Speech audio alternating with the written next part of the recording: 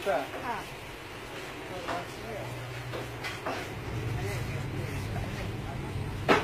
Lepas tu nanti kan agak sambung tu lepas tu pas. Okey, dah. Dah. Coca-Cola 1 tin. Okey, gula bagi saya 2 bundle. Berniaga. Sebab saya bagi makan orang yang datang borong kat rumah saya kan. Jadi saya kena beli barang kat kedai borong. Dapat murah sikit, beli bawang. Kadang-kadang orang nak minum Maetin.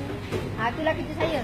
Kalau tengok lifestyle saya memang macam orang tak cukup duit. Bukan sebab duit, sebab saya suka buat satu benda yang saya suka. Macam seronoknya. Pertama kadang-kadang dapat jamu orang satu. Yang kedua kan saya dapat present ke orang masakan saya. Tak ada kerja.